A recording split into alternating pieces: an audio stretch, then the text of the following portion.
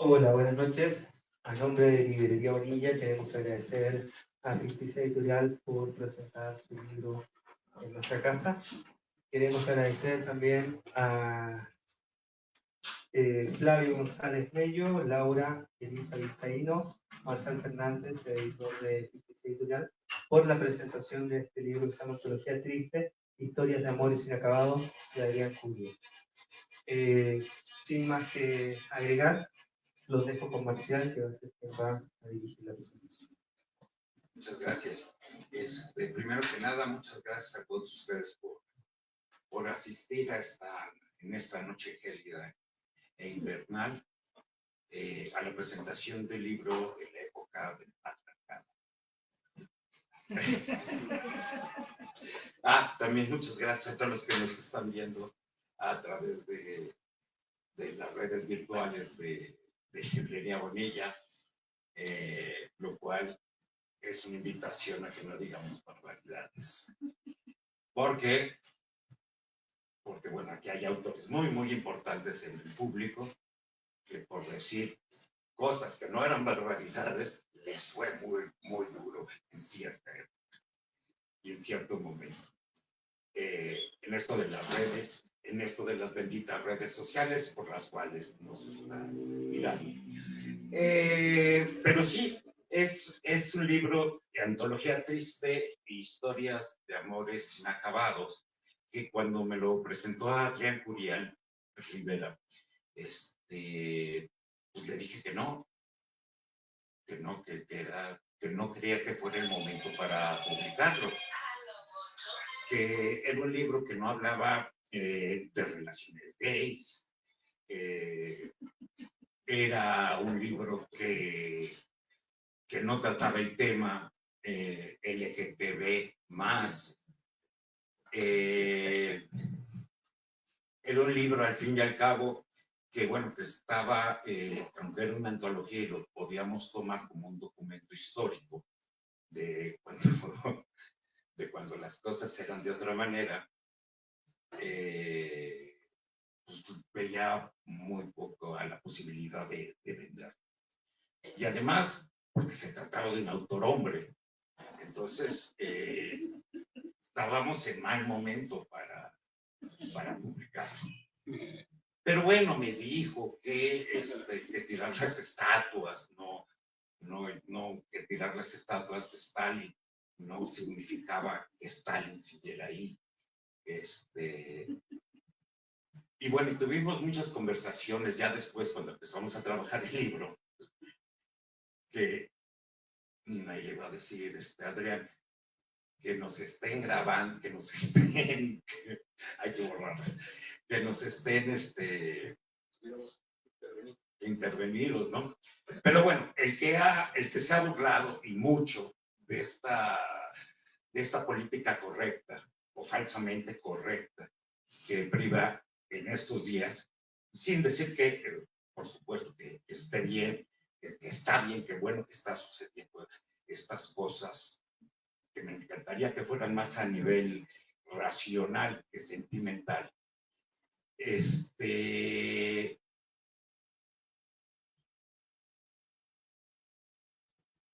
Pues ya estoy diciendo tonterías.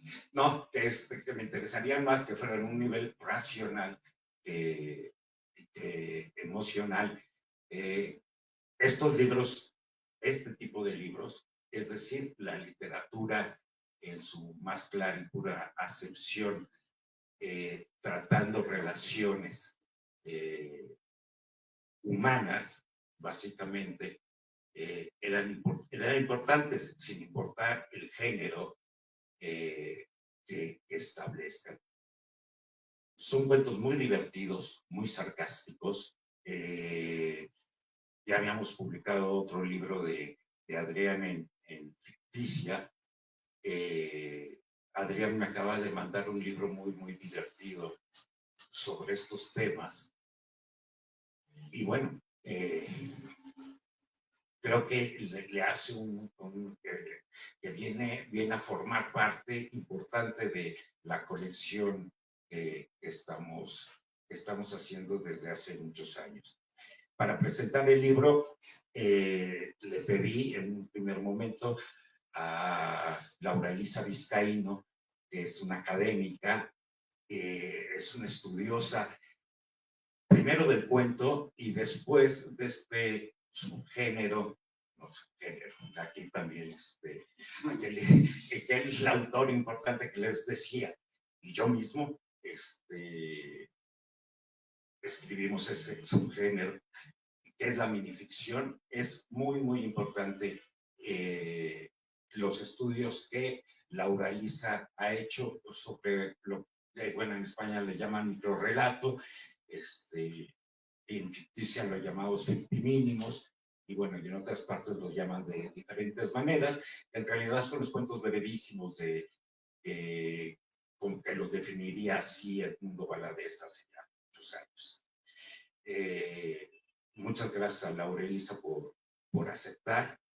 Y bueno, Laura Elisa también es autora de La Casa, tiene un libro justamente de microrrelatos o minificciones que se llaman Cucos, cuentos cucos, más bien cucos. Flavio González Melo, bueno, y entre veras y bromas, yo quería que pero que estuviera Laura Elisa por una cuestión de género. O sea, pues, totalmente, pero más que una cuestión de género, es bueno, porque es una cuentista que yo admiro, yo quiero, y me interesa, que siga en esta mafia sin dinero, sin poder y sin más atributos que la literatura pura y dura, que es ficticia, ¿no? Como es el mismo caso de mi compadre Flavio González Melo, para mí el mejor dramaturgo que hay en México, no porque le haya bautizado un chamaco por la iglesia ortodoxa griega y le tuviera que escupir al mismísimo Satanás, estoy diciendo esto a las puertas de la iglesia, cuando va a bautizar le tiene que escupir al diablo para poder invocar al chamaco, por ahí anda mi comadre, mi comadre, puede ser que es esta Carmina Narro, otra gran dramaturga. Bueno, perdón, Flavio es el segundo mejor dramaturgo que hay en México, primero está Carmen, y ella lleva la ventaja que escribe esta serie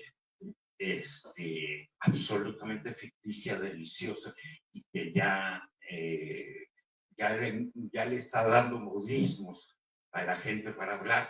Por ejemplo, arre, le dice a la gente, es el Señor de los Cielos. Yo lo empecé a ver porque creía que era una serie religiosa. Y lo es, pero por otros motivos. Entonces, sin más pormenores, bueno, Adrián, vamos a hablar de él, ¿no? Vamos a hablar bien, mal, como se pueda, pero vamos a hablar de él, no de él, de su literatura, que es lo importante. Y bueno, le quisiera dar la palabra a Laura Elisa, agradecerle en serio que haya aceptado presentar el libro.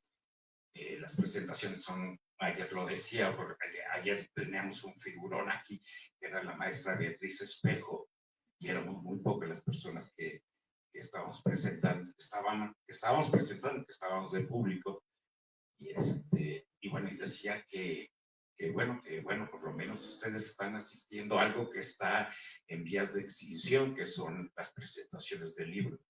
Entonces, bueno, ya le podremos contar a las nuevas generaciones que estas cosas se hacían, y que además que compraban los libros, se leían. Laura Elisa. Muchas gracias, buenas tardes. Gracias por su compañía. Y bueno, sí me di cuenta de lo de la cuota de género cuando vi la invitación, Y pues sí, uno se da cuenta de eso. Incluso Socorro Venegas, quien ha llevado la gran colección de Vindictas, menciona cómo ocurre esto de la cuota de género y qué hacer al respecto, ¿no? Pero la verdad es un gran gusto para mí estar aquí. Qué bueno que Marcial Fernández me invitó, le agradezco mucho, porque de ese modo pude conocer a Adrián Curiel. Estaba pensando que es la primera vez que presento un libro de alguien que no había podido conocer en persona hasta ahora. Bueno, conocía de nombre, pero nunca nos habíamos visto, ¿no? Y eso es muy bueno porque la verdad uno así se acerca mejor a la literatura, ¿no? Sin conocer al autor, qué bueno que fue al revés. Así uno le pone pues la cara que quieres, me lo imaginaba como yo quería, leyendo sus textos, ¿no? Y ahora ya tengo el gusto de conocerlo en persona. Fue un libro que disfruté mucho, la verdad, pues sí, me encanta el cuento, me interesa mucho cómo ha evolucionado desde finales del siglo XIX hasta la fecha, pues es lo que me gusta estudiar, ¿no? Entonces fue muy interesante para mí leerlo. Primero, pues quisiera mencionar algunas cosas para invitarles a su lectura, algunas aproximaciones. Y primero justo quisiera hablar de lo que es la casa ficticia, ¿no? La editorial ficticia, ¿no? Este es un libro de 12 cuentos en los cuales Ficticia apuesta, ¿no? Ficticia es de las pocas editoriales que sí se arriesga por el cuento. Por eso es una editorial que incluso he estudiado desde la parte histórica, porque algunas otras editoriales pues sí publican por ahí cuento, pero en realidad le apuestan más por otros géneros. En cambio, Ficticia siempre tiene claro su apuesta por esto, ¿no? Incluso tiene varias colecciones. En este caso, el libro de Adrián pertenece a la colección Biblioteca de Cuento Contemporáneo, pero Ficticia también tiene la colección Anís del Mono, El Gabinete de Curiosidades de Mester Flo, Ediciones del Futbolista, la que está dedicada al boxeo, la que está dedicada a los toros, y bueno, también es una editorial que publica varios premios de cuento, ¿no? Les comento que hace algunos años hice una investigación sobre las editoriales que forman parte de la Alianza de Editoriales Mexicanas Independientes, que es la AEMI, en la cual Ficticia forma parte. Y lo hice yo con la hipótesis o con la apuesta, dije, si son independientes seguramente publican cuento. Pero ya en la revisión de catálogos me llevé la sorpresa de que no, de que la gran mayoría de esas editoriales, aunque fueran independientes, por lo que más apuestan es por la poesía. Bueno, ahí era parte de lo que tenía que llegar a investigar, ¿no? En cambio, Ficticia, que forma parte de esta alianza, cuando existía el portal de la Marina, ese portal virtual que muchos quisimos, justo el anuncio decía prohibida la entrada a poetas. Entonces, pues Ficticia siempre ha tenido claro su objetivo por el cuento, al igual que la editorial de Guadalajara Arlequín, ¿no? Hablando de las que forman parte de la AEMI. Y bueno, lo digo porque justo no es fácil encontrar editoriales que van por el cuento. Y bueno, además Ficticia ya había publicado, no sé si es el libro al que se refería Marcial, pero Ficticia ya había publicado en coedición con Cal y Arena en 1999 el libro de Adrián Curiel, Unos niños inundaron la casa, ¿no? Este es un libro del que se desprenden algunos cuentos para la antología de la que hoy estamos hablando, ¿no? Entonces, bueno, ahí están, digamos, los aportes editoriales, ¿no? Este volumen, esta antología, recopila entonces cuentos de libros anteriores de 1999, de 2003, de 2016 y de 2021 de Adrián Curiel. Y bueno, se compone esta antología. Lo de las antologías a mí se me hace muy interesante. Antología viene de recolectar las mejores flores. Pensemos que cuando agarramos flores buscamos siempre que sean las más bonitas, las que más van a durar, y de ahí justo viene la palabra antología, ¿no? Y antología siempre tiene una idea muy de lo selecto, de lo que es lo mejor de lo mejor, de lo que es lo más representativo, ¿no? Y bueno, hay antologías que son por autor, como es este caso, o antologías que son por algunos compiladores y que entonces, pues, se dedican más a un tema, a un género, a una región, a un año, ¿no? Pero siempre son antologías que buscan lo más representativo. Y aquí me surge una duda que ojalá más adelante nos pudieran solucionar el autor y el editor, que es el hecho de, o sea, me llama mucho la atención y me da mucha curiosidad cómo habrá sido la selección. Ojalá que más adelante nos puedan contar de cómo de estos 4 libros se seleccionaron algunos textos para formar esta antología, ¿no? Porque justo es pensando en lo más representativo. Yo no había tampoco leído los libros anteriores, entonces pues me he perdido de mucho y me da curiosidad cómo fue la selección. Otra cosa que llama la atención, no sé a ustedes, pero es el adjetivo de triste. Antología triste, que además en la portada está con letras rojas en grande, con mayúscula, pero además la acompaña una imagen que va más por una idea pop. Y esto me gusta mucho porque al final te das cuenta que eso de triste está ahí con ironía, está ahí con humor, está ahí con juego. Y justo es así los cuentos que componen este libro, ¿no? Con esa ironía. Me gustaría, estaba viendo que aquí al lado hay un libro sobre una teórica de la veracruzana que habla de la risa en la literatura mexicana. Me gustaría tener más tiempo de analizar estos cuentos desde la mirada del humor, porque tampoco es que sea una antología que te quiera hacer reír, tampoco es una antología que debió haberse llamado Antología de la Risa, no, no es así, ¿no? Pero sí hay muchos juegos irónicos, como dijo Marcial, es divertida, ¿no? Sí son textos muy divertidos. Y me llamó la atención que muchas veces esos, digamos, toques de humor están entre paréntesis. Casi siempre son personajes masculinos que pues, están en alguna situación y el narrador en primera persona abre un paréntesis y ahí está ese juego irónico, ese juego humorístico, porque muchas veces es un juego del autor burlándose de sí mismo, ¿no? Lo cual pues también lo hace más divertido. Aquí hago un pequeño paréntesis yo misma de que Ibargüengoitia nunca estuvo de acuerdo con que lo consideráramos un autor del humor o de la risa, ¿no? Como que decía, ¿por qué me quieren incluir en eso? Cuando para los lectores es como un ejemplo claro de alguien que sabía jugar y hacernos reír, ¿no? Con el humor. Lo digo porque igual estos textos no es que, ay, sí, te vas a reír, está bien chistoso, no, no es así, pero llega ese momento del humor negro, del sarcasmo, que al menos te genera una mueca, ¿no?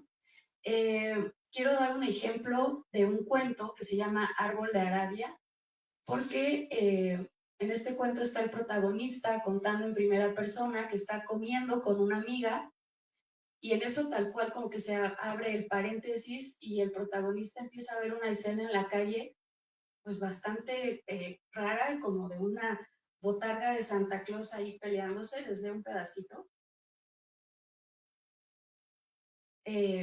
Dice, poco le faltaba a Ana para darme de gritos, y es que mi veleidosa atención ahora deambulaba del espectáculo navideño y se abre el paréntesis. El protagonista estrella era el paterfamilias del infante volador, quien fuera de sí invitaba a Papá Noel a despojarse de su pinche disfraz para que de esta manera pudiera romperle su madre. Cierra el paréntesis a la mesa de mirra. Entonces, lo que está ahí, justo por eso quiero hacer énfasis en los paréntesis, es como ese toquecito que te está contando una cosa y de pronto se ríe de sí mismo o se ríe de la situación, ¿no? Y además es un cuento que habla de la desaparición o la muerte de una amiga, ¿no? Entonces, por eso digo, no es que te quiera hacer reír, pero que ahí está justo el humor, ¿no? Y bueno, también quiero señalar el subtítulo de este libro que dice Historias de amores inacabados. Historias de amores inacabados me hizo pensar también en cómo son los finales de estos cuentos, porque a lo largo de la historia del cuento pues ha habido mucha evolución en cómo finalizar un cuento. Puede haber finales sorpresivos, finales que tienen una vuelta de tuerca, finales poéticos, finales metafóricos, finales abiertos, pero no es el caso de Curiel. No es que sean finales abiertos que es como, ay, bueno, entonces imagina lo que tú quieras de cómo finalizó. Creo que son finales muy peculiares y que van de la mano con esa idea justo del desamor. O sea, te generan una sensación de desasosiego, de que ya no hay nada que hacer. O sea, siempre van a ser historias de parejas que, aunque sean matrimonios que continúen, como que no hay felicidad. Y entonces ahí terminan en esa sensación de nostalgia, ¿no? Creo que esta parte del subtítulo que dice Historias de amores inacabados es justo la nostalgia de lo que ya no va a volver en los amores, ¿no? También tengo un ejemplo para ver este tipo de final, es muy pequeño, está en el cuento Mercurio y dice: Natalia me espera en la sala, quiere hablar conmigo, me es imposible recordar si tiré las botellas de whisky. Va, ¿qué importa? ¿Qué puede ya importar? Y ahí finaliza, ¿no? Con esa sensación de ching, ya no hay nada que hacer, ¿no? Pero justo así son los amores inacabados, ¿no? Ahí, con la contradicción del final. Y bueno, yo, como decía, yo no había leído los cuentos de donde se retoman estos textos, y entonces también desde esta lectura a mí me genera una idea de toda la obra en continuidad. Creo que esto es muy bueno de una antología de cuentos, porque a veces, como vemos libros de cuentos, hay mucha como desigualdad en cómo están armados, pero aquí hay como que todo continúa. En primera, pues porque el tema es el desamor, pero también por otras razones, como que los personajes masculinos casi siempre narran en primera persona, y por ejemplo, cuando son narradores masculinos en primera persona, nunca vemos su nombre, en la mayoría, ¿no? Pero cuando están en tercera persona sí aparece su nombre. Esto a mí me interesa mucho, me gusta también conocer cómo es la onomástica en la literatura, porque sea cuento, sea novela, sea poesía, el modo como se utilizan los nombres propios nos dice mucho de cómo, pues de lo que está pasando en la estructura, en la narrativa, etcétera, ¿no? Entonces me llamaba la atención que muchos personajes masculinos en primera persona no tenían nombre, ¿no? Llama la atención un cuento que sí está escrito desde una perspectiva, desde una protagonista mujer, es el cuento que se llama Te extraño bestia, y su protagonista se llama Paola, pero incluso ella da su nombre como que a mitad del cuento, ¿no? Como que ahí te enteras un poco más de su nombre, ¿no? Y bueno, como son muchos cuentos de las parejas hombre-mujer, como decía Marcial, aunque sí hay un cuento de una pareja gay, pero la mayoría son de la pareja hombre-mujer, y entonces hay muchos nombres de mujeres, ¿no? Carmina, Natalia, Clarisa, Lola, Irene. Entonces, bueno, esto nos da la idea también justo de cómo funciona la onomástica para construir esos personajes que, bueno, se llama Irene, se llama Lola, se llama Clarisa, pero también podrían ser muchas mujeres detrás de estas, ¿no? Y bueno, otra cosa que también me genera la sensación de unidad en la obra es el tema de la ciudad. La mayoría son textos en la Ciudad de México y se dan muchos datos sobre zonas de Coyoacán, de Copilco, de restaurantes. Podría decir que son cuentos urbanos, ¿no? Pero también hay una sección sobre Madrid y ahí también se detalla mucho sobre las calles de Madrid, los restaurantes, las zonas de Madrid, ¿no? Finalmente, una cosa que me gustó mucho, no es que esté en todos los cuentos, pero es el tema de los animales. Me parece que son 3 cuentos sobre perros y uno sobre un pájaro, pero lo que me llamó la atención es que los animales como que anuncian que viene ese desgaste en la pareja, ¿no? Esa tristeza en la pareja, como si la tragedia en los animales también fuera la tragedia en las personas. Y termino con este ejemplo del cuento Corbatas y un pájaro tordo, donde precisamente un pájaro hace ver que la pareja ya no tiene una buena comunicación, ¿no? Dice: los pájaros, gracias a uno de esos animales, durante esa velada, fueron capaces de dejar de hablar de sí mismos. Esto no quiere decir que hayan empezado a hablar de los demás, pero hay que insistir en que tampoco hablaban de ellos. Entonces, bueno, me pareció muy curioso cómo y creo que fueron mis favoritos los de los animales, ¿no? Los de los perros. Y bueno, lo único que he querido es como darles mis impresiones y invitarles pues a la lectura de esta antología, que es bastante entretenida y que deja pues con un buen sabor de boca. Muchas gracias.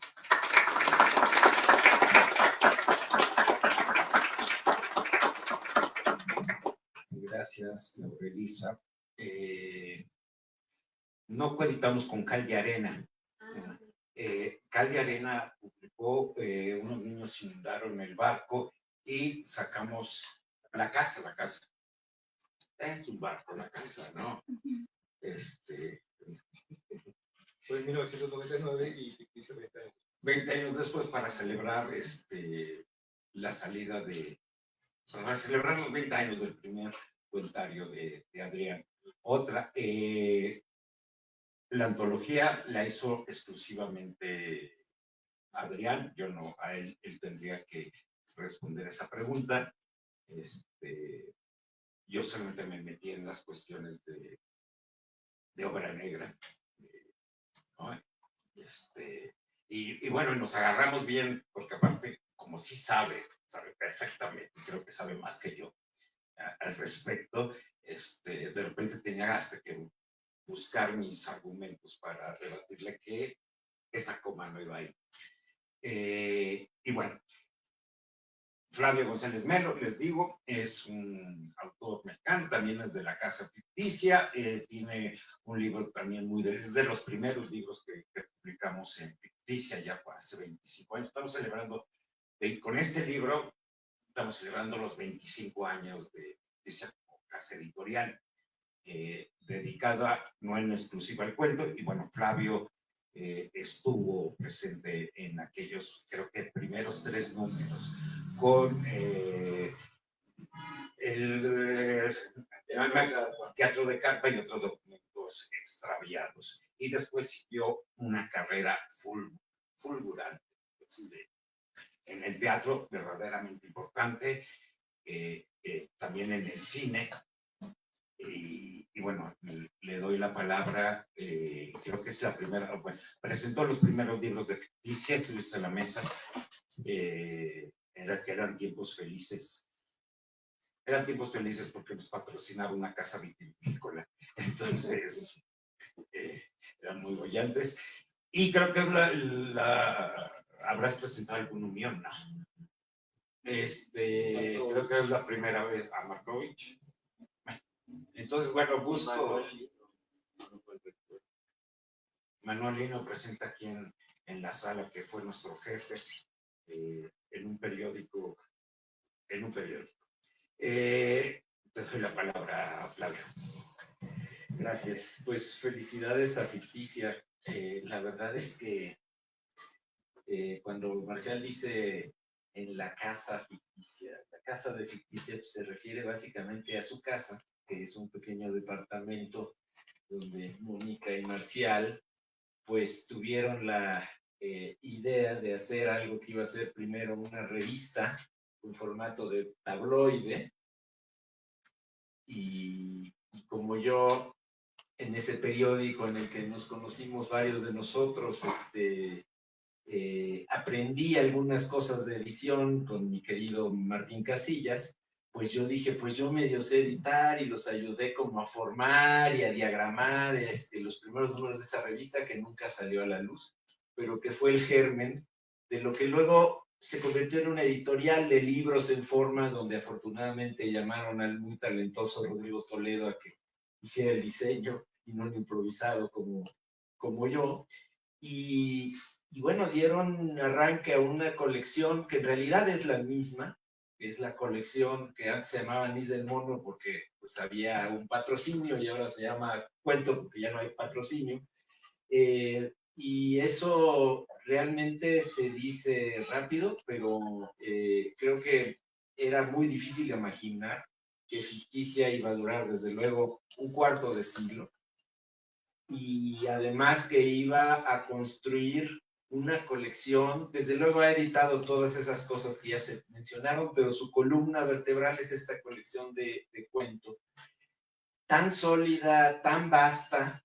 O sea, no me cabe duda que si hubieran tenido la poca fortuna de nacer en estos tiempos, Monterroso, Valadez, y supongo que incluso Arreola habrían publicado en ficticia, entre otras cosas porque no hay otros espacios donde se publique, y porque con mucha generosidad, Marcial, que como saben todos ustedes, tiene un humor ácido, sin embargo acoge o ha acogido los libros de cuento de muy diversas especies mientras sea cuento. Así es que muchas felicidades, los siguen haciendo en esa casa, es decir, eso no ha cambiado. La casa de Marcial y Mónica, si acaso, ahora está llena de paquetes de libros que algún día se distribuirán o serán vendidos y que están esperando que venga esa gran racha donde, qué sé yo, el gobierno compre libros de cuento y los reparta en las escuelas o alguna cosa así. Mientras tanto, pues ahí se van acumulando títulos y poco a poco, por goteo, como es en este país, pues van saliendo a las librerías, se van vendiendo, pero existe el espacio y eso me parece fundamental. Bueno, creo que varias cosas de las que iba a decir ya se me adelantó Laura, entonces sintetizaré algunos aspectos, ¿no? Pero yo empezaría diciendo que este libro es varias cosas, y voy a destacar, digamos, 4 posibilidades de lo que es este libro, que cayó en mis manos por la invitación que me hizo Marcial, por motivos que él conocerá, o simplemente por la amistad que nos tenemos desde hace mucho, pero no conocía yo a Adrián, y de alguna manera es una mirada también como de alguien que descubre, digamos, una escritura. Y en este sentido yo descubrí 4 libros dentro de esta antología. Uno es, pues sí, el retrato de una época, ¿no? O del cambio entre varias épocas. Justo a principios de los 90, Hugo Iriart publicó un libro que a mí me gusta mucho, que se llama La destrucción de todas las cosas, donde hace esta especie de recreación de lo que significó la conquista en la época actual. Entonces, en lugar de llegar unos españoles conquistadores, llegan unos que son como una especie de marcianos de otra dimensión. Bueno, y entonces el momento para mí catártico, más digamos, emotivo de ese libro, es casi al final, cuando el protagonista se da cuenta de todo lo que ya no va a existir a partir de la nueva era que está surgiendo con esta nueva conquista, ¿no? Y de ahí el título, La destrucción de todas las cosas, que es un juego de palabras con, digamos, aquella crónica que siglos atrás hizo Sahagún de la destrucción de las Indias. Y entonces él empieza a decir el bolígrafo, el tintero, la máquina, la cinta de la máquina, o sea, todas las cosas que uno nunca se fija en ellas y que ya no van a existir, y que las nuevas generaciones, si acaso, tendrán que ir a buscar en el diccionario qué significaba, ¿no? Y son páginas y páginas. Bueno, no he tenido el valor de releer ese libro, porque estoy seguro de que la mitad de las cosas que ahí enlistaba Iriart ya no existen. Pero de alguna manera me pasó algo parecido leyendo esta antología, ¿no? Es decir, de pronto mirarse en el espejo y ver cómo ha cambiado el mundo y cuántas cosas que eran parte de nuestra geografía cotidiana han desaparecido. Algunas para bien, otras quizás no. Cito solo algunas con las que me iba topando a lo largo del libro, ¿no? El Benedettis de Plaza Coyoacán, convertido ahora en una lujosísima y altísima plaza mítica, ¿no? El Cine Manacar, ¿no? El Vips del Teatro Insurgentes, pero ya no es ese Vips, porque fue comido igual que el Teatro Insurgentes por un edificio que lo envolvió, digamos, luego. El Vips de las Antorchas seguirá, pero ya no es el Vips de las Antorchas, ¿no? El News del Pedregal, los Imecas, ¿se acuerdan de los IMECAS, no? Cuando todavía contabilizábamos cuántos IMECAS había, los teléfonos de automóvil, que existían previos al celular, desde luego el DVD y su antecesor, el videocassette Betamax. Bueno, y desde luego aquellos tiempos en que cuando uno necesitaba recibir o hacer llamadas, si no había pagado el recibo telefónico, pues tenía que ir a la tiendita o a la caseta del policía de la calle a ver si por favor, aquí me están llamando. Bueno, todo eso, digamos, es una parte, un filón del libro, digamos, que transversalmente lo recorre y que nos retrata un mundo que en tan solo 30 o 35 años ha desaparecido, aunque algunas cosas sobrevivan. Es sorprenderte, la página 115 se encuentra uno con una serie de noticias que contextualizan un día de diciembre, creo, de 1997, en que ocurre el relato, y bueno, una de ellas es que Benjamín Netanyahu está enfrentando una crisis política, y uno dice, bueno, pero ¿cómo? Pero no era 1997. Claro, es que ahí estaba, ¿no? Y el mundo, en realidad, en ciertas cosas, se parece bastante. En segundo lugar, pues está, digamos, el retrato de una generación. Y en ese sentido, quisiera decir que, aunque como mencioné antes, no tenía el gusto de conocer a Adrián, cuando leo el libro, siento como si hubiéramos crecido juntos. Es decir, debemos tener más o menos la misma edad, pertenecemos a la misma generación, los referentes son los mismos, y sobre todo esos rituales de paso, ¿no? De las diferentes edades que podía tener la clase media del sur de la Ciudad de México, justo a los alrededores de Coyoacán, en los años 80s y 90s, ¿no? Rituales que incluyen, por ejemplo, ir a la sala José Revueltas de CCU cuando uno salía con una chava, o desde luego la peregrinación, por lo menos una vez en la infancia, a los campamentos de pioneritos de Cuba y deslumbrarse con las adolescentes de los países comunistas del otro lado del muro. Este es el contexto de varios relatos que se desarrollan en lo que parecería ser un orden cronológico, acordes a las edades, así lo supongo, pero todo esto puede ser una fantasía mía y ya nos explicará cómo hizo la antología. Pues yo los voy leyendo y más o menos llevan un orden más o menos cronológico por todos estos indicios en términos de las cosas que existen y no existen, y uno se va imaginando que, bueno, que esa es de alguna manera las edades en las que fueron escritos o vividos, porque tienen un carácter que parecería, de nuevo puede ser un efecto creado, pero parecerían autobiográficos, ¿no? Hasta cierto punto, como es la literatura, por supuesto, y que entonces, pues cuando pasamos al capítulo de los cuentos que ocurren en España, probablemente corresponderían a una estancia en España o a que el autor estudió algún posgrado, lo que sea. Y bueno, en este, digamos, carácter cronológico y marcadamente autobiográfico, pues al leer el libro vamos atestiguando también el cambio no solo del mundo en las últimas 4 décadas, sino de ese personaje que se va construyendo, que es el narrador al que se refería Laura, que no tiene nombre y de alguna manera es una unidad, una identidad unitaria que se parece mucho, ¿no? Tiene ciertos rasgos diferentes, pero en el fondo imaginamos que es un poco el mismo personaje que va cambiando a lo largo de 3 o 4 décadas, ¿no? Pasando de la pubertad, que es el cuento del despertar sexual de un puberto, a la edad adulta, y luego van apareciendo los hijos, las mascotas, el veganismo y desde luego las redes sociales y los teléfonos celulares.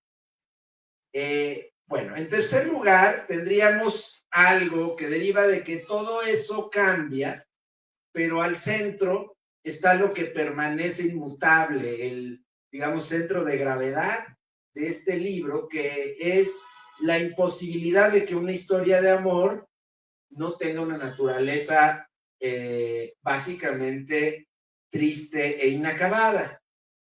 El libro en ese sentido podría ser leído como la odisea del narrador en un mar lleno de borrascas amorosas, malentendidos, desavenencias, infidelidades y sobre todo esa enorme ridiculez en la que todos nos sumergimos cada vez que caemos en las garras de Cupido. Y entonces, bueno, es como este tipo de situación recurrente de hasta qué límites absurdos puede llegar uno cuando está rondando a otra persona o cuando no sabe cómo continuar una relación, etcétera, ¿no? En este sentido, bueno, las narraciones claramente ya mencionó Laura, desde luego Ibargüengoitia, y creo que se inscriben en esa vertiente de cuento mexicano que tuvo a Ibargüengoitia como pues uno de sus máximos exponentes con La Ley de Herodes.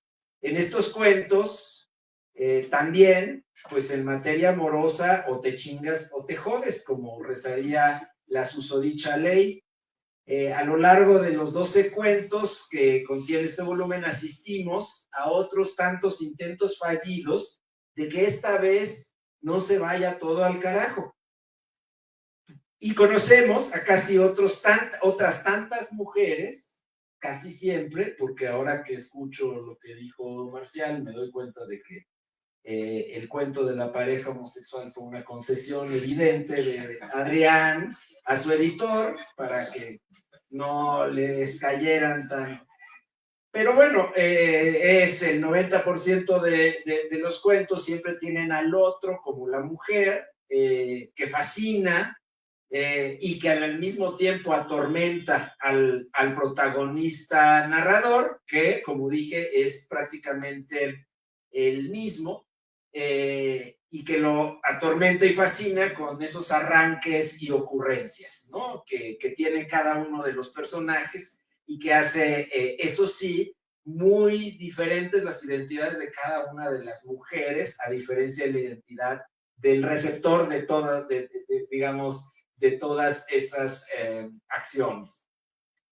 Y en cuarto lugar, y último, pues, en los 4 libros que yo encontré en este volumen, poco a poco van apareciendo los animales a los que también se refirió Laura, ¿no? Las mascotas, desde luego, los perros, sobre todo, pero también los pajarillos, pero también incluso las tortugas que aún están en un huevo del que saldrán próximamente si es que los hijos, las hijas pequeñas saben cuidarlos, mientras su madre recuerda a una maestra francamente psicótica y nazi que los obligaba cuando eran niñas a la madre pues a cuidar unos huevos como si fueran sus hijos y a regañarlas si es que el hijo se había cuarteado.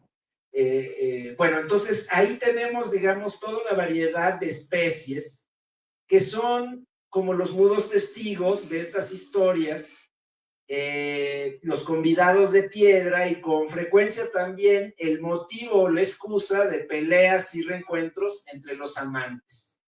Y entonces, claro, siempre están ahí, ¿no? Como en el tapete, mientras ocurrió todo este melodramón y este folletón de encuentros y desencuentros, pues ahí en el tapete el perro se está escarbando las pulgas y el gato está como diciendo a ver a qué horas hacen menos ruido, etcétera, etcétera. Y esos son personajes que también se van perfilando a lo largo del cuento. El libro, en este sentido, también es una especie de bestiario de las especies amorosas. Y me gustaría detenerme por último, brevemente, a destacar 3 relatos de los 12 que están contenidos. Y están, digamos, más o menos repartidos en este arco que supongo cronológico, ¿no? El lugar donde encallan los barcos, que es esta disfrutable narración a la que ya me referí, sobre la iniciación de un puberto en un campamento de pioneritos en Cuba a inicios de los 80. En uno de esos viajes a la isla, que por alguna razón siempre terminan siendo una odisea peor que la de Homero. No conozco a nadie que haya ido a Cuba y no haya terminado en otro lugar, preso en un hotel durante 5 días esperando a ver a qué horas puede salir su avión o cosas así. Y esto se vuelve un cuento como muy disfrutable, ¿no? En segundo lugar, salida número 14, que yo creo que es un cuento muy distinto al resto del libro, aunque la temática es la infidelidad o la tentación de la infidelidad. Es sobre todo un homenaje al cine de zombies y a las películas serie B, donde las mascotas, los perritos toman el control de una ciudad. Y eso, de alguna manera, ese contexto se vuelve como un reflejo de los escrúpulos que está enfrentando el marido fiel ante la posibilidad de echarse una canita al aire. Hay en este cuento, como decía, características distintas, siento yo, a los otros, en lugar de esa cierta ligereza del humor en el relato, muy anecdótico, muy costumbrista a veces, pues aquí hay como una densidad, un suspenso, un ritmo, que van construyendo algo, una atmósfera enrarecida, muy interesante, ¿no? Efectivamente, como que de pronto tiene que ver, pues, desde luego, con las películas de zombies, pero también un poco con por ejemplo, el cine de Yorgos Lanthimos, etcétera, ¿no? Como esta cosa que está rara, que está rara, pero pues la gente a eso le tocó y como en un sueño sigue adelante. Y bueno, Amores Veganos, que es el cuento que cierra el libro y que es más largo que los otros, ¿no? Es casi una pequeña novelita, ¿no? De un humor a ratos escatológico, de momentos muy depresivos para el personaje, etcétera, ¿no? Y es un cuento, digamos, que tiene aristas y digamos, ramificaciones, y que cala más hondo sobre varios de los temas que otros cuentos solamente tocan, ¿no?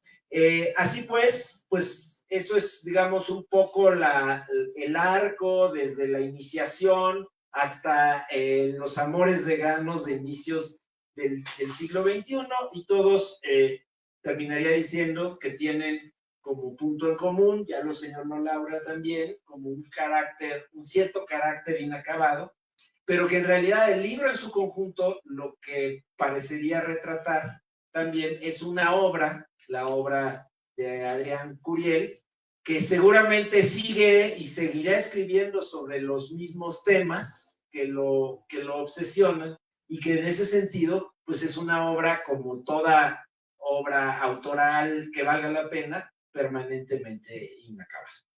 Muchas gracias.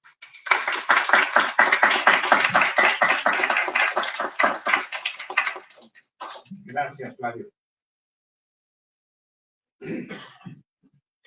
Adrián Curiel Rivera es autor de 6 novelas: Bogavante, El Señor Amarillo, Abocajarro, Vikingos, Blanco Trópico y Paraíso en Casa.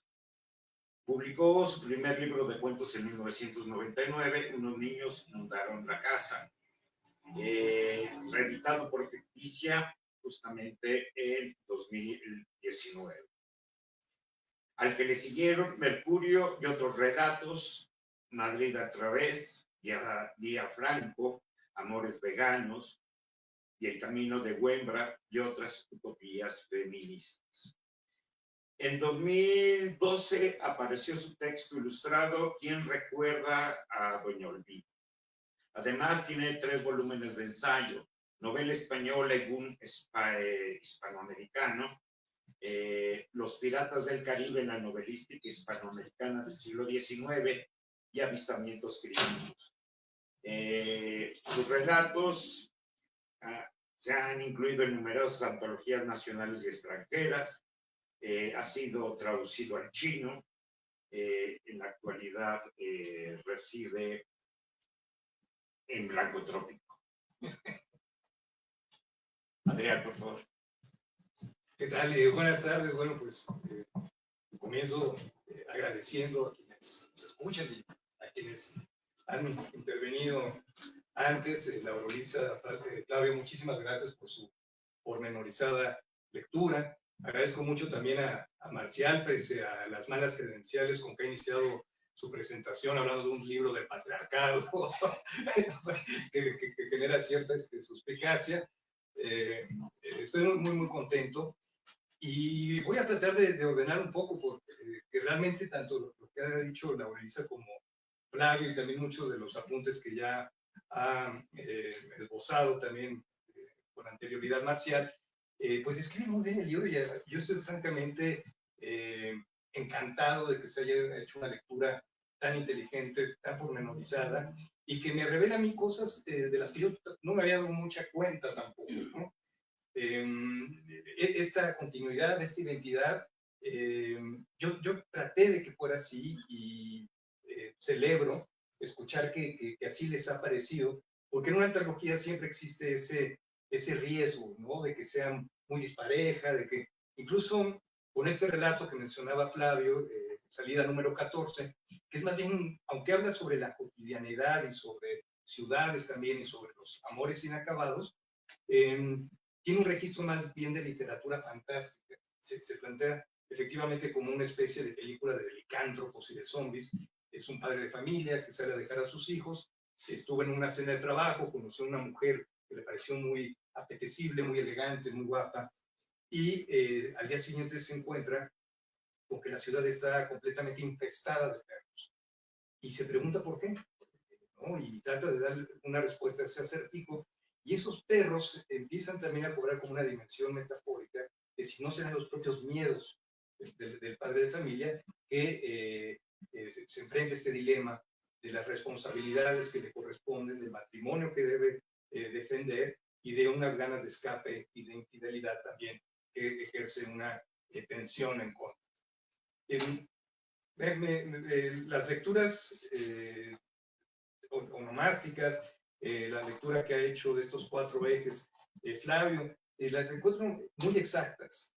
Creo que efectivamente hay un orden cronológico, efectivamente fue mi intención dar como una muestra de casi todos mis libros de relatos, y desde esta especie como de orden, que tiene que ver también con una evolución sociohistórica y con una evolución de la propia persona de quien los escribe, como muy bien lo ha señalado Flavio. Creo que sí es, por un lado, en una parte, porque es un volumen que está integrado por esta selección de relatos de 4 libros anteriores. Unos niños inundaron la casa, Madrid al través, Día Franco y Amores veganos. En el primero, en la primera selección, Unos niños inundaron la casa, que como ya se dijo acá fue un libro que apareció primero en el año 1999 y que Ficticia reeditó en el 2019, yo creo que es muy exacto, que es como el retrato también de una época que ha desaparecido. Un dato muy interesante, además del teléfono, de los autos, que para entonces eran una novedad absoluta. Me acuerdo que Eduardo tenía uno, se lo enrollaba en el brazo cada que lo descolgaba, y era alta tecnología. Pero en ese libro, por ejemplo, no hay teléfonos celulares porque no existían. Es un libro en donde no hay teléfonos celulares.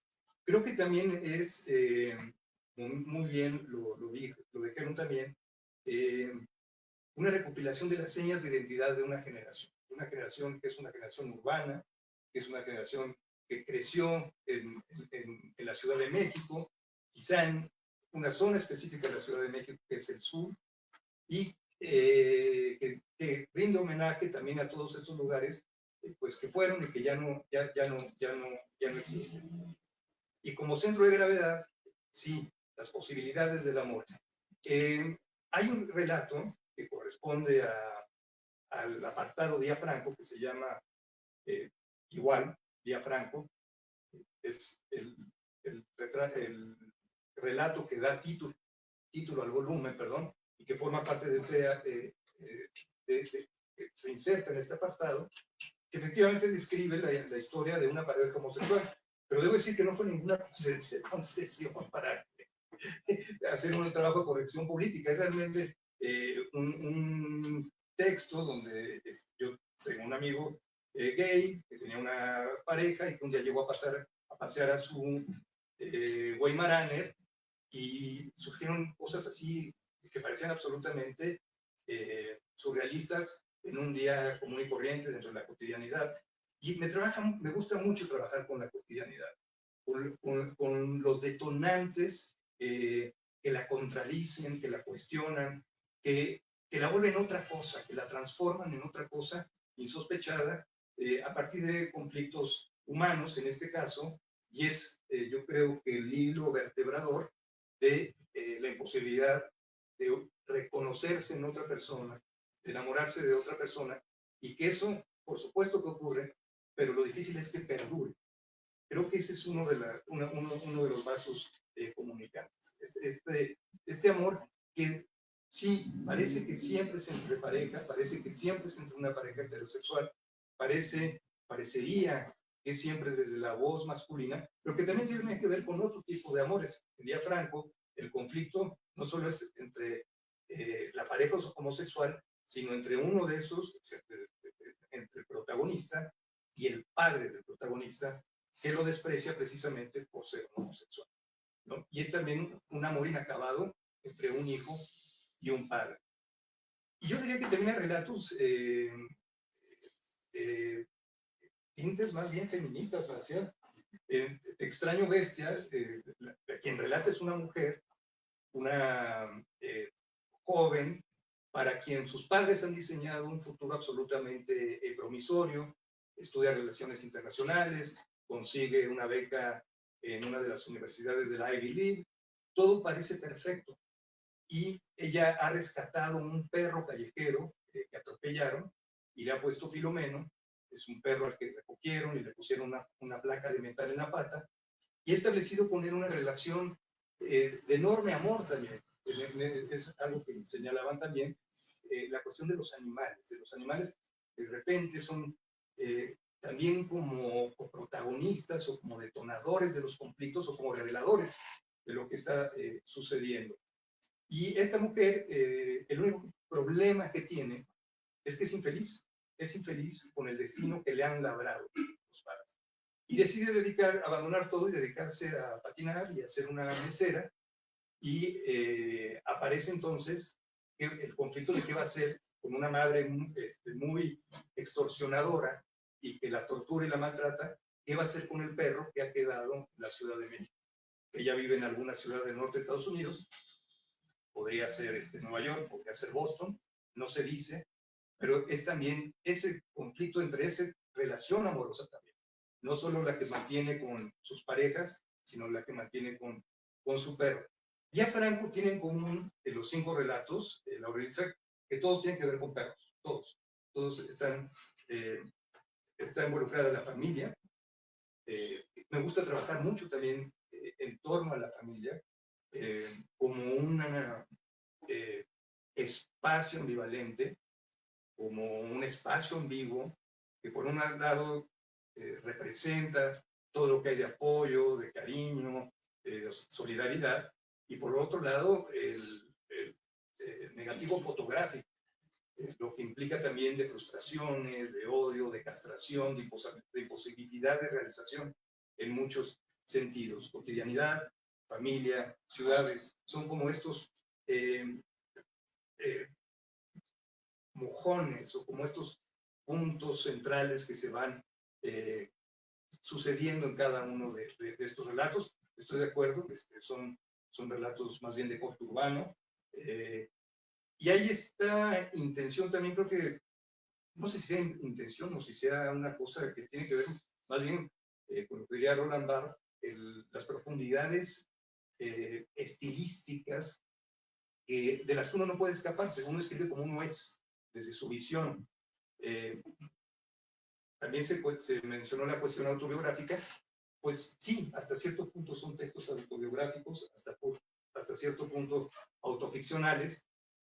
Los narradores somos grandes ladrones, ¿no? Tomamos prestado cosas, las reelaboramos, hay situaciones que pudieron haberme ocurrido a mí, o que creo que me pudieron haber ocurrido, o que creo recordarlas, y hay otras que no tienen nada que ver y que simplemente se utilizan para poder darle estructura narrativa a un relato y llevarlo hasta su conclusión, que no quiere decir tampoco que es una conclusión de un cuento clásico, que también ya se ha mencionado, ¿no? A mí me gusta mucho narrar en la línea de los storytellers norteamericanos como Cheever, como Carver, que plantean estos finales que no necesariamente tienen que ser contundentes, sorprendentes o inesperados, sino que dejan cierto tinte, cierto cariz de ambigüedad y de indeterminación.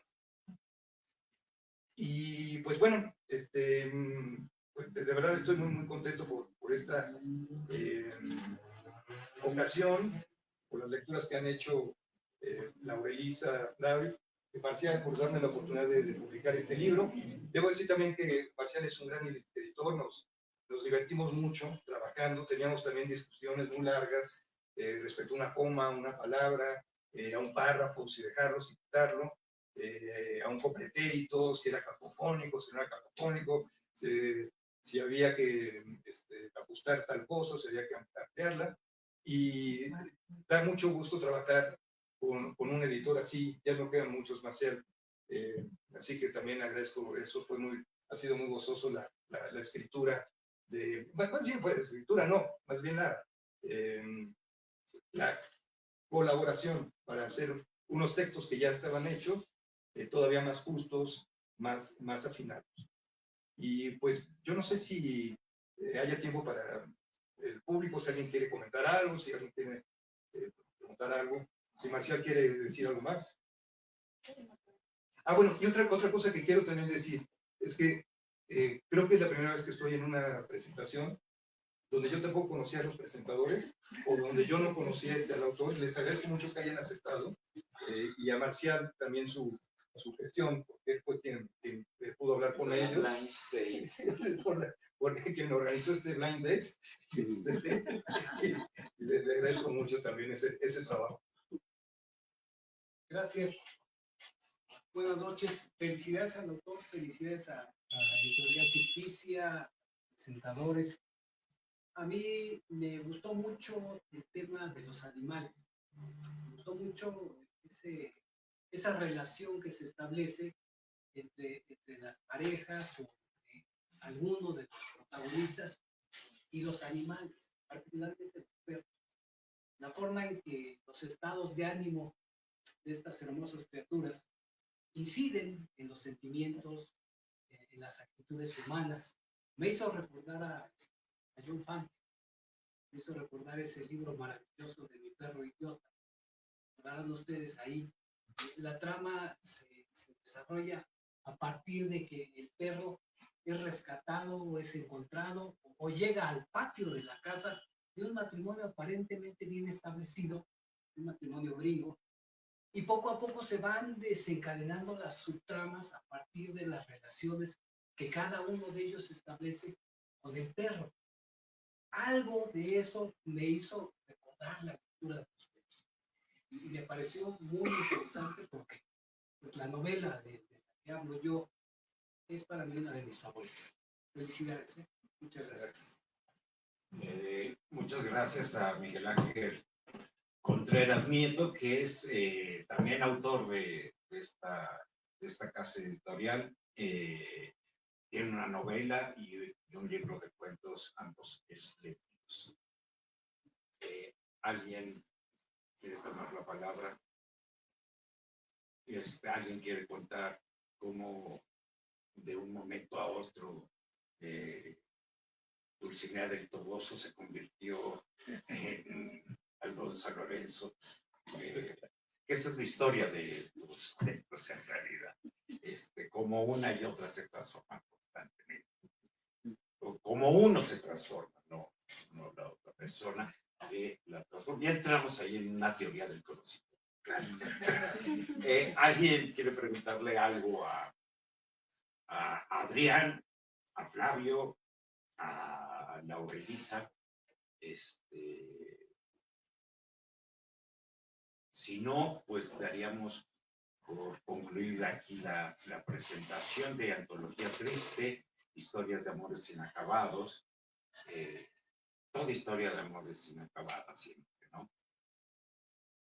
Está acá a la venta, ¿no? No hay libros. No trajimos porque pensamos que no iba a haber gente. Entonces, nos pueden pedir en ficticia.com a un precio especial. No, por supuesto el libro está a la venta y estará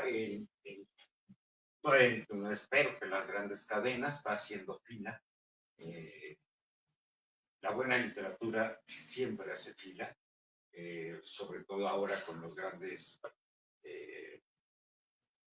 consorcios editoriales que nos gobiernan desde afuera y con un consorcio neoliberal brutal que también nos gobierna desde dentro. Entonces cada vez es más difícil meter libros tanto en las cadenas libreras como en las librerías del Estado.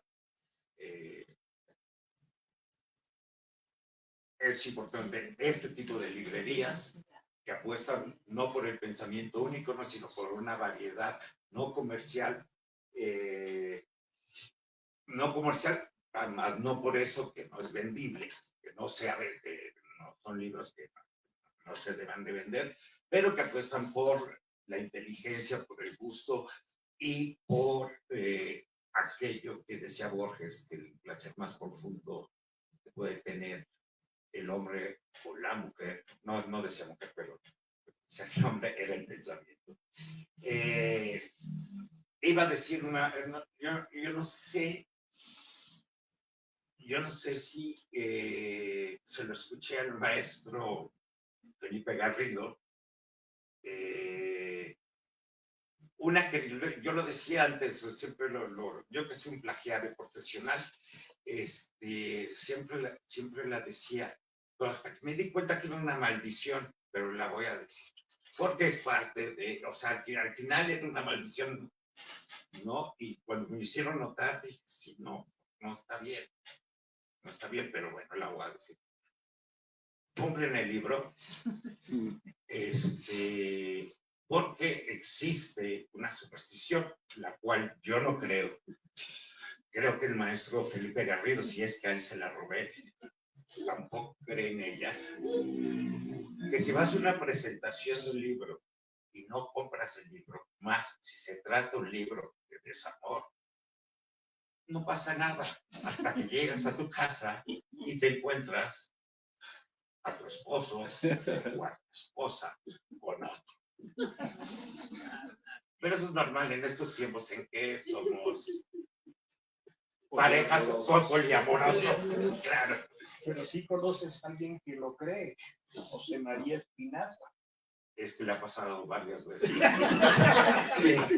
Creo que... por cierto, si quieren ver a José María Espinaza, un gran autor, un gran editor de Ediciones Sin Nombre, va a estar el domingo dando un homenaje a protagonistas de la literatura mexicana, a Ana Clavel, que ayer estuvo con nosotros a las 12 del día. ¿Alguien quiere decir algo más? A ver, yo quiero decir que tengo probadísimo que asistir a una presentación de un libro y no comprar el libro es correr un riesgo grave. De distintas maneras, no necesariamente amoroso, puede ser de otras cosas. Dos amigos míos se han roto una pierna al salir de la presentación. Espero que aquí no suceda nada semejante, porque todo el mundo compra el libro. Esa es la forma de protegerse de esas cosas. Yo quiero felicitarlos a todos que han hecho un excelente trabajo de presentación. Lo único mejor que esto sería poder hacer una presentación en la que el público ya conociera el libro. Eso, yo he estado intentando hacerlo y lo he conseguido hacer, pero otra clase de libros sobre lectura. Acabo de publicar uno que se llama Sin comprensión no hay lectura, y ahí sí he conseguido hacer presentaciones con un público de maestros que ya conocen el libro, porque para entrar tienen que haber comprado el libro. Es como el boleto de entrada. Entonces, es pues, muy diferente, porque normalmente cuando un público que no conoce el libro oye a un grupo de señoras y señores que dicen cosas sobre ese libro, pues muy bien, está bien todo, pero si ya lo conoce, es posible que no esté de acuerdo con algo de lo que se dice, o que quiera abundar en algún tema, y a ver cómo le hacemos para inventar esas presentaciones donde el público ya conozca al menos en parte el libro, porque se convierte en otra cosa, se convierte en... ¿Perdón? Sí. En un club de lectura, pues sí, en un club de lectura, en una lectura compartida. Yo tengo mucho interés en conocer esta antología de cuentos de Adrián, porque los otros libros, los que conozco, me hacen muy apetecible. Desde ver cuáles son los que has seleccionado, porque algunos de los libros que has usado aquí ya los hemos leído. De manera que muchas felicidades. Y de veras, compren el libro, protéjanse. Bueno, yo quiero hablar también. No sé qué pasa, Adrián, que cada vez que presentas su libro hay una hecatombe en el mundo. Hoy yo tuve un muy mal día, como te comentaba hace rato. Y alguna vez vi una presentación del libro de Adrián y un avión se cayó a 200 metros de donde estábamos, ¿no? Real. Entonces, estábamos en la presentación del libro, a bocajarro, ¿sí? Y se cayó el avión de Muriño a 200 metros de la casa del lago. Entonces, siempre sus presentaciones me preocupan, ¿no? A los del panel, no a él, pero quiero invitarlos a mi amigo Flavio y a ti, que no te conocía. Los invito a que conozcan la obra de Adrián, porque yo he leído todos sus libros y es directamente espectacular. No quiero ser palero, no quiero que nadie se entere que me apellido Curiel, no se tiene que entrar, que mis iniciales son las mismas, AC. Pero no, de verdad, Adrián, te felicito, disfruto enormemente cada libro que sacas. Siempre yo tenía esta contradicción cuando yo soy director de cine y escribo mis cosas, y siempre me parecía muy peligroso ser medianamente autobiográfico, y siempre me parecía que tú lo hacías con una gracia y una elegancia que era envidiable. Y entonces, pues yo cada vez que leo un libro tuyo siento que tú me lo estás narrando, evidentemente, y todos los problemas que atraviesan tus personajes, sé que tú los atravesaste, incluyendo ahora, bueno, inflables volando por los aires, y de tu último libro. Y pues nada, los quiero invitar de verdad a que conozcan a Adrián como autor, es espectacular. Y primo, pues te felicito muchísimo, estoy ansioso ya para, como dicen, comprar el libro, que sí me lo firmes, porque creo que tengo puros libros no firmados por ti, lo cual es muy lamentable. Y pues nada, gracias a todos y buenas noches. Pues creo que con estas palabras podemos cerrar esta velada literaria. Y bueno, le vuelvo a agradecer a la librería Bonilla, a todos ustedes su presencia, a los ponentes, a los charlistas, a los polemistas y al autor Adrián Curiel, y a todos.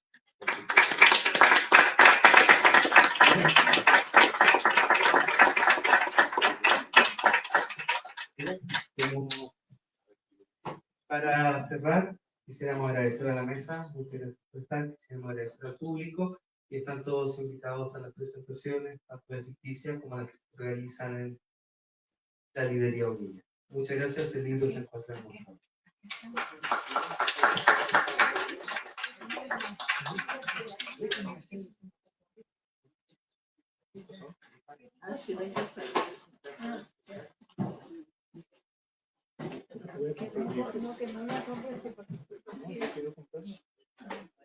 Yo siempre compro dos, uno para mí y uno para regalar a alguien. Adrián te acercó una del caso. Sí, pero yo quiero, ya que sí, ya que conoces el libro, sabes a quién le puedes regalar.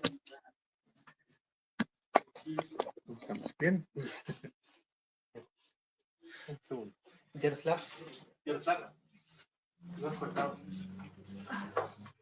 Miguel Rojo, tres cuentos. Uno de Arturo Rivera.